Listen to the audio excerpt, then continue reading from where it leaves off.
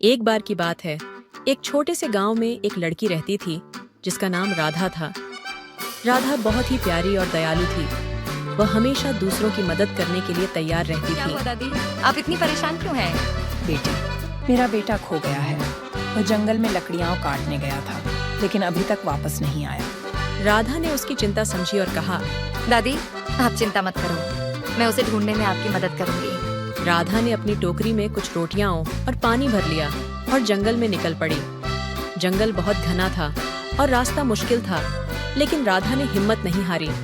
थोड़ी दूर चलने के बाद उसे एक चिड़िया दिखाई दी। चिड़िया ने राधा से कहा, राधा, तुम कहाँ जा रही हो? राधा ने चिड़िया को बताया कि वह बूढ़ी औरत के बेटे को ढूंढने जा रही है। चिड़िया ने कहा, मैं तुम्हारी मदद करूंगी।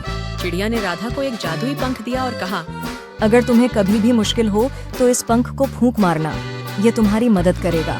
राधा ने चिड़िया का धन्यवाद किया और आगे बढ़ी।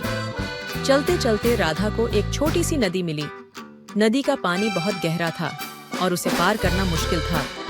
राधा ने सोचा, क्या करूं? कैसे इस नदी को पार करूं? तभी उसे चिड़िया का दिया हुआ जादुई पंख याद आया। उसने पंख को फूंक मारी और अचानक नदी के ऊपर एक पुल बन गया। राधा ने खुशी से पुल को पार किया और जंगल की ओर अंदर चली गई। जंगल के अंदर उसे एक बाघ मिला। बाघ बहुत ही भयंकर था और उसकी ओर बढ़ने लगा। राधा ने डरते हुए फिर से पंख को फूंक मारी। इस बार एक जादुई ढाल उसके सामने आ गई और बाघ उससे डरकर भाग गया। आगे बढ़ते हुए राधा को कुछ आवाजें सुनाई दी। उसने ध्यान से सुना और पाया कि वह आवाजें किसी की मदद की पुकार थीं। राधा ने जल्दी जल्दी उस दिशा में भागना शुरू किया। थोड़ी देर बाद उसने देखा कि एक युवक एक पेड़ से बंधा हुआ है। वह युवक कोई और नहीं बल्कि बूढ़ी औरत का बेटा था। राधा ने उसकी रस्सियां खोली और उसे मुक्त किया। युवक ने राधा का धन्यवाद किया और कहा, तुमने मेरी जान बचाई। मैं तुम्हारा यह उपकार कभी नहीं भूलूंगा। राधा ने उसे बताया कि उसकी माँ बहुत परेशान थी और उसकी तलाश कर रही थी। युवक ने राधा का हाथ पकड़कर कहा, चलो जल्दी से माँ के पास चलते हैं। दोनों ने वापस गांव की ओर चलना शुरू किया।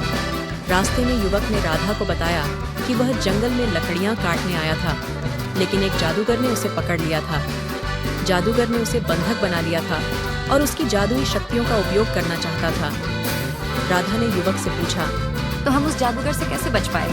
युवक ने मुस्कुराते हुए कहा, तुम्हारी हिम्मत और वह जादुई पंख हमारी रक्षा कर गए। जब वे गांव पहुंचे तो बूढ़ी औरत ने अपने बेटे को देखकर रोने लगी। उसने राधा का धन्यवाद किया और कहा, तुम हमारे लिए एक परी बनकर आई हो। गांव के सभी लोग राधा की प्रशंसा करने लगे। उन्होंने राधा को एक हीरो की तरह सम्मानित किया। राधा ने विनम्रता से कहा, मैंने केवल वही किया जो सही था। हमें हमेशा दूसरों की मदद करनी चाहिए। इस घटना के बाद राधा ने गांव के लोगों को एकता और साहस की शक्ति का महत्व सिखाया। सभी लोग मिलकर एक दूसरे की मदद करने लगे और गांव में खुशी और शांति का माहौल बन गया। इस प्रकार राधा की दयालुता और साहस ने सभी को एक महत्वपूर्ण सीख दी कि सच्ची मदद और प्रेम से बड़ी कोई जादू नहीं होती। कहानी का अंत भी उतना ही जादुई था जितना उसका आरंभ।